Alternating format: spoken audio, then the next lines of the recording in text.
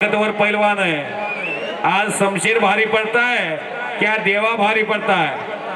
देवा नेपाल से है और शमशेर हिमाचल प्रदेश से उसका वास्ता रहता है। इनके लिए तालियां बजाओ सब जनों।